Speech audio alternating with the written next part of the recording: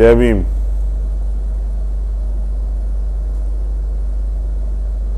जय भारत, जय संविधान। और इस देश की माइनॉरिटी का बड़ा परिवार जिसको मुस्लिम कहते हैं वो आज शोषण का शिकार। और नेताओं को लगता है, मुझे कहने में कोई बुराई, नेताओं को लगता है जैसे आज वही हालात हैं जो सीए, एनपीआर, एनआरसी के समय थे। कौन खड़ा होगा पहले, कौन खड़ा होगा जिसके ऊपर आरोप लगाए जाएंगे? कोई खड़ा हो जाएगा, उसके पीछे हम भी चुपचाप बोल जाएंगे। लेकिन मेरी आदत ही नहीं है, मैं वोटों का नफा नुकसान नहीं देखता हूं। लेकिन अगर कहीं अन्याय हो रहा है और आप उसका समर्थन करते हैं या उसके खिलाफ चुप हो जाते हैं तो आप अन्याय को बढ़ावा देते हैं, और ये हम होने नहीं देंगे।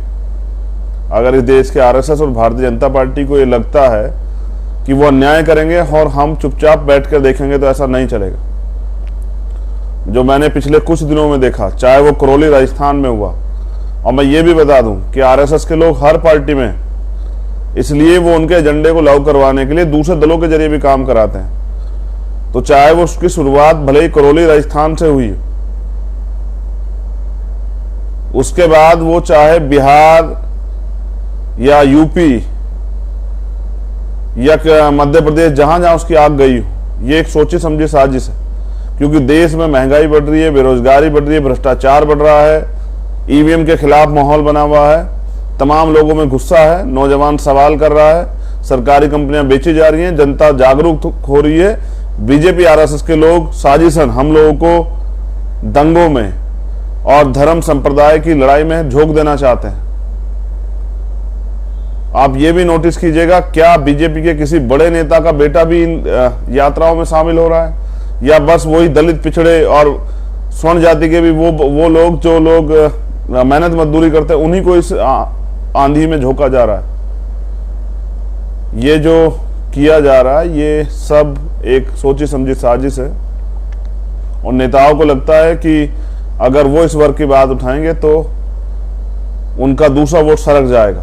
और मैं समझता हूं वोट सरके या वोट रहे, लेकिन अगर अन्याय को आप देख रहे हैं और चुप हैं तो आप मानवता के विरोधी हैं। और हम मानवता के विरोधी नहीं, हमारे गुरुओं, संतों, महापुरुषों ने हमें मानवतावादी बनाया है।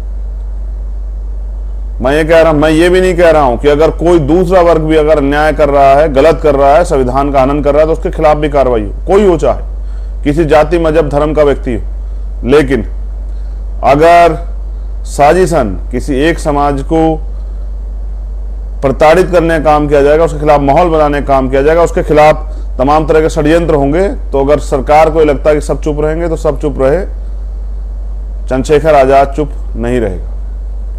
मैं फिर आज वादा करता हूं, जैसे सीए, एनपीआर, एनआरसी में चाहे मुझे जेल भी जाना पड़ा था, चाहे लाठियां भी खानी पड़ी थी, अगर मुझे दोबारा से इस माहौल को सुधारने के लिए और भाईचारा बनाने के लिए दोबारा से भी इस लड़ाई में जेल जाना पड़ा तो मैं जेल जाऊंगा। लेकिन ये जो अन्याय हो रहा है इस पर मैं चुप नहीं रहूंगा। मैंने जो सीतापुर में देखा, उत्तर प्रदेश में कहते हैं राम राज्य और बुलडोजर चल जाता, लेकिन मैंने वहीं एक संत के कपड़े पहने एक व्यक्ति को जाहिलों से भी बुरी, जानवरों से बुरी बात करते देखा। हमारे महापुरुषों ने, हमारी माँ ने, हमारे परिवार ने हमें महिलाओं का सम्मान करना सिखाया, लेकिन वो एक जाहिल व्यक्ति, एक बेवकूफ व्यक्ति इस तरह की बातें कर रहा था। एक विशेष धर्म, मुझे कहते भी तकलीफ हो रही है, उस समाज की, उस धर्म की, उस महिलाओं को वो जिस तरह की टिप्पणी कर रहा था। मैं कहता हूं ये टिप्पणी तो किसी भी, चाहे वो कोई धर्म हो, चाहे वो जैन हो, सिख हो, मुस्लिम हो, पारसी हो, यहूदी हो, कोई हो, चाहे दुनिया का कोई धर्म हो, चाहे वो हिंदू हो, कोई हो, चाहे अगर उसकी बहन बेटियों के बारे में, उस धर्म की या किसी भी धर्म की बहन बेटी, महिलाओं के बारे में बात कही जाती है और हम इस पे बैठ के तालियां बजाते हैं या सुनते हैं और चुप भी थाम के अपना मुंह इधर कर लेते हैं, तो ये हम उस गुलामी को, जो भविष्य में आने वाली गुलामी, उसको हम स्वीकार कर रहे हैं। बीजेपी का एक ही मकसद है कि लोग उसके खिलाफ जागरूक ना हो। जिस तरह का उनके खिलाफ माहौल बना हुआ है और वो लोग इस समय कटघरे में हैं, चाहे वो ईवीएम को लेके हों, चाहे वो महंगाई को लेके हों, भ्रष्टाचार को लेके हों, बेरोजगारी को लेके हों, जिस तरह से कर्ज बढ़ रहा है, अभी डाटा जा रहा है 128 करोड़ का कर्ज।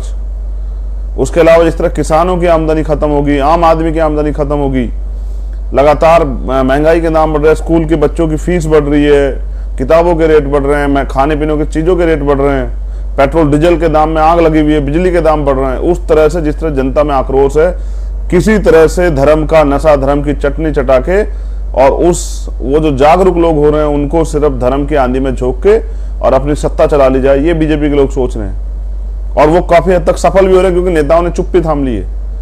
अगर उनके खिलाफ कोई बोलता है तो बुलडोजर चल जाता है। तो बुलडोजर आप अभी देखिए, अभी आज एमएलसी चुनाव का रिजल्ट आया, 33 सीटें बीजेपी ने, 9 पहले, उसके बाद बाकी जिन पे चुनाव हुए, जो बाकी सीटें थी 9 से अलग, उन पे बीजेपी के लोगों ने मोस्टली सीटें जीती। बस 3 सीटें नहीं जीती, और वो तीनों सीटें निर्दलियों ने जीती।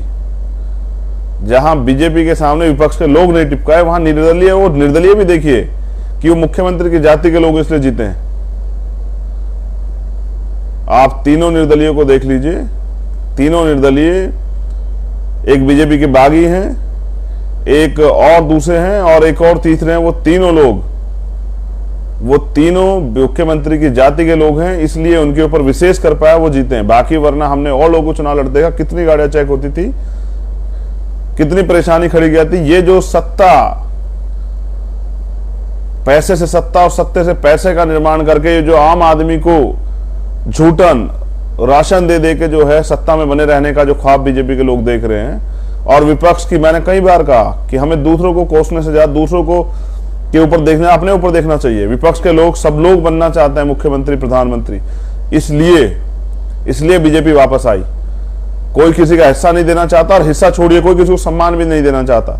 इसका खामियाजा उत्तर प्रदेश को भुगतना पड़ा, और मैंने तो प्रयास किए थे बहुत सारे, लेकिन मैं आज इस लाइव के माध्यम से, क्योंकि मेन स्ट्रीम मीडिया तो हमारा नहीं है, हमारा मीडिया तो यही, बाद में हमारे बहुजन यूट्यूबर जो हैं, बहुजन साथी जो हैं, वो अपने चैनल्स के माध्यम से इसको चलाएंगे। मैं धन्यवाद देता हूं सभी बहुजन यूट्यूबर्स का, कि वो कम से कम हमारी आवाज को दिखाते तो रहते हैं। बाकी कोसने के लिए तो लोग हमें ये आसानी से कह देते हैं कि भाई उनको तो मेन स्ट्रीम मीडिया बहुत दिखाता है। मेन स्ट्रीम मीडिया हमें तब दिखाता है जब उसको हमारी जरूरत होती है, जो चीज उसको दिखानी होती है। लेकिन मैं बहुजन मीडिया का धन्यवाद करता हूं, और धन्यवाद करता हूं सोशल मीडिया की। इसके जरिए पूरे देश में, मैं स्पेशली बहुजन समाज के लोगों से कहना चाहता हूं कि आजादी के इतने दिन बाद भी आपका वास्तविक मुद्दा दब जाए, जनगणना जिसकी आप मांग कर रहे थे, क्लोजियम सिस्टम जिसके खिलाफ आप लड़ना चाहते हैं, जिनके जहां आप दरवाजे अपने खोलना चाहते हैं कि हम भी वहां चले जाएं, ईवीएम जिसको आप हटाना चाहते हैं, ये जो तमाम जो महंगाई, बेरोजगारी, जो बड़े मुद्दे हैं, इन पे पर्दा गिर जाए, इसलिए बीजेपी ने ये खेल रचा है। और बीजेपी इसमें सफल हो रही है, क्योंकि हम उस खेल में बैठ के तमाशा देख रहे हैं। बीजेपी खेल रही है, और जो एक समाज है उसको प्रताड़ित किया जा रहा है। ये बीजेपी के लोगों का खेल, और हम सिर्फ तमाशबीन बने हुए नहीं। अब ये तमाशा नहीं चलेगा। पहली बात तो इस लाइव को शासन प्रशासन के लोग भी सुनेंगे, अधिकारी कर्मचारी भी। उस बाबा की गिरफ्तारी होनी चाहिए जिसने इस तरह के शब्द जो हैं भारत की बेटियों के, महिलाओं के बारे में कहे थे, जो मैं अपने मुख से बयान भी नहीं कर सकता। वो जो शब्द उस व्यक्ति ने किए थे, उस बाबा की गिरफ्तारी कब होगी, मुख्यमंत्री जवाब दें। उत्तर प्रदेश के कानून व्यवस्था संभालने वाले मुख्यमंत्री बताएं कि एक समाज की बहन बेटियों को, देश की बहन बेटियों के बारे में ऐसी घटिया बात करने वाला व्यक्ति कब गिरफ्तार होगा। और ये जो हिंसा, नफरत की हिंसा बढ़ाई जा रही है, ये सिर्फ और सिर्फ अपनी जो नाकामी है उसको बचाने के लिए, और क्योंकि ये जो माहौल बना दिया गया है कि इस देश में एक विशेष धर्म से खतरा, ये जो माहौल बना के जो है बीजेपी के लोग राजनीति कर रहे हैं, ये सिर्फ उनका राजनीतिक एजेंडा है। मैं बहुजन समाज के लोगों से कहता हूं, स्पेशली अपने समाज के लोगों से कहता हूं, जो शोषित वंचित वर्ग है, किसान कमेरा जो लोग हैं, कि वो इस नफरत की आंधी में बिल्कुल ना आए, और प्रयास करें कि भाईचारा बने। और अगर आपके बच्चे गुमराह हो गए हैं, किसी कारण से उसमें चले गए हैं उनकी उसमें, तो उनको भी समझाएं। धर्म इंसान को जोड़ने के लिए है, धर्म इंसान को भाईचारा बनाने के लिए, तोड़ने के लिए नहीं है। इसलिए हम तथागत बुद्ध, रविदास, कबीर, नानक जी को मानने वाले लोग, हम भाईचारा चाहते हैं, अमन चाहते हैं, शांति चाहते हैं, तरक्की चाहते हैं, हिस्सेदारी चाहते हैं। और जब भी रंग चढ़ता है थोड़ा सा अपनी मेहनत के बदबूते मुस्लिम समाज के लोगों पे, तभी ये बीजेपी आरएसएस के लोग दंगा करा के उनके अंदर डर पैदा कर देते हैं, और फिर वो एक ही फैसला लेते हैं जो उन्होंने अभी लिया कि किसी लड़ने वाले की मदद नहीं करनी है, बस किसी को हराने के लिए वोट कर देना है। मैं आपसे कह रहा हूं कि जब तक हम नफरत की आंधियों को रोक करके भाईचारा नहीं बनाएंगे, तब तक इस सांप्रदायिकता की राजनीति करने वाली, धर्म का नशा जिन्होंने जोड़ दिया है राजनीति में, इनको हराना मुश्किल है लेकिन नामुमकिन नहीं। हम लोग प्रयास करेंगे। अभी मेरी अपील सिर्फ आपसे यही है, पूरे देश में जो बहुजन समाज के लोग हैं उनको वो इस धर्म की आंधी में ना पड़े। बीजेपी को अपने आप अपने शीर्ष नेतृत्व के द्वारा लड़ाई लड़ने दें, जो उनका पूरी दुनिया को उनके इस भयावह चेहरे का भी पता लगे। मैं जल्द जो है यूएनओ को भी लेटर लिखूंगा। बहुत सारी चीजें जो मेरी क्षमता की, जो क्षमता मुझे आप लोगों ने दी, उस क्षमता के अनुरूप मैं हर मदद के लिए आपके साथ खड़ा हूंगा। आपको भी बहुत सारे फैसले करने हैं। अगर आप लड़ने वाले लोगों का साथ नहीं दोगे तो शायद कोई लड़ने की हिम्मत नहीं जुटा पाएगा, और ये सरकार फिर उसके खिलाफ तमाम तरह की कार्रवाई और तमाम तरह के जो है इस तरह की प्रक्रिया को अमली जामा पहनाएगी, इस तरह की प्रक्रिया लागू करेगी कि वो टूट जाए। लेकिन हम डॉक्टर अंबेडकर को मानने वाले लोग, हम संघर्षों के आदि, हम अंबेडकरवादी हैं। हम ना झुकें ना टूटें और ना रुकें। तो मेरा आप सबसे प्रार्थना कि आप परेशान ना हो, हम सब लोग आपके साथ हैं और हर अन्याय के खिलाफ जो है ना आप मिलकर लड़ेंगे हम लोग। लेकिन ये जो अन्याय हो रहा है, आप देखिए, मैं सक्रिय होकर इस लड़ाई को लड़ूंगा। जो अभी किया जा रहा है, जानबूझ के जो षड्यंत्र किया जा रहा है, और तमाम राजनीतिक दल तमाशा देख रहे हैं बैठ के, उनको लगता है कोई आग शुरुआत करेगा तो फिर हम भी एक एक दो दो बात कह देंगे। और ऐसा ही हुआ था सीए, एनपीआर, एनआरसी में।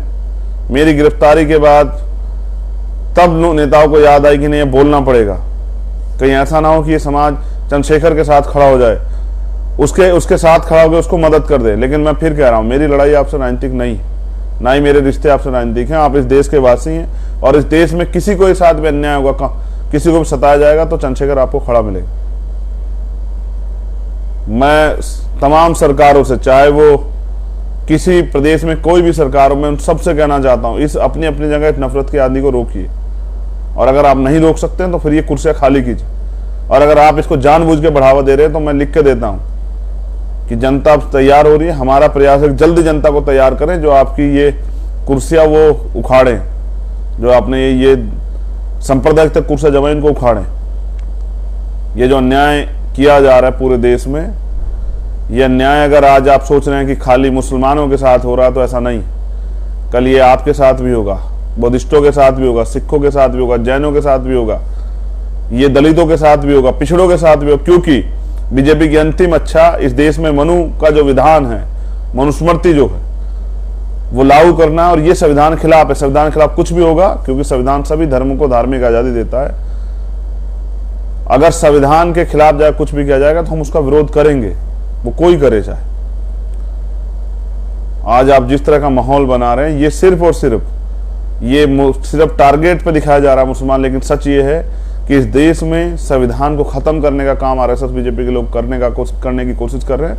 हम उसमें कभी उनको सफल नहीं होने देंगे। जब तक बाबा साहब अम्बेडकर के बच्चे हैं, तब तक बीजेपी ऐसे ख्वाब पालना बंद कर दे। हम अंतिम सांस तक इस लड़ाई को लड़ेंगे। मैं साथियों से कहूंगा कि वो घबराएं नहीं, संवैधानिक रूप से डट के इस लड़ाई को लड़ा जाएगा और सरकार को बताया जाएगा कि वो नफरत फैलाएंगे तो हम इस नफरत के खिलाफ संवैधानिक आंदोलन भी चलाएंगे और इस सरकार को मुंहतोड़ जवाब भी देंगे। बहुत बहुत धन्यवाद। जय भीम, जय भारत, जय मंडल, जय संविधान। मेरी आपसे अपील है कि नफरत को बढ़ावा मत दे, क्योंकि जब कोई माहौल खराब होगा, जो बीजेपी आरएसएस के लोग करना चाह रहे हैं, उसमें किसी नेता को नुकसान नहीं पहुंचेगा, आम गरीब लोगों को नुकसान पहुंचेगा। सभी जाति धर्म के लोग होंगे वो। और हमेशा मैंने पहले भी कहा कि जब भी थोड़ा सा आगे बढ़े हैं बहुजन समाज के लोग, तभी बीजेपी आरएसएस के लोगों ने षड्यंत्र करके उनको आर्थिक रूप से कमजोर करने का प्रयास किया। ये उसी की प्रक्रिया है कि ये लोग खड़े ना हो पाए अपने पैरों पे। बहुत ध्यानपूर्वक, समझदारी से अपने आंदोलन को आगे बढ़ाएं और कहीं जहां जहां इस तरह की घटनाएं हुई उन पे भी भीम आर्मी के लोग संज्ञान लेंगे, न्याय दिलाने का काम करेंगे। और ऐसी तमाम, जैसी बिहार की जो घटना थी, एक माहौल खराब करने का काम, अगर ये कोई और भी करता दूसरे धर्मस्थल के साथ, तो भी मेरा बयान यही होता। लेकिन मैं कह रहा हूं कि ये जो करने का प्रयास किया जा रहा है, ये गलत है। ये अन्याय बर्दाश्त नहीं किया जाएगा। मैं पूरे देश की आजाद समाज पार्टी भीम आर्मी के लोगों से कहना चाहता हूं कि जहां भी अन्याय हो रहा है, इसके खिलाफ तुरंत एक्शन लें। कार्रवाई करवाएं, मुकदमे दर्ज करवाएं और ऐसे लोगों को अरेस्ट करवा के जेल भिजवाने का काम कराएं जो सांप्रदायिकता का माहौल बना रहे हैं या बिगाड़ने का प्रयास कर रहे हैं। सब लोगों पर नजर रखें। बहुत बहुत धन्यवाद।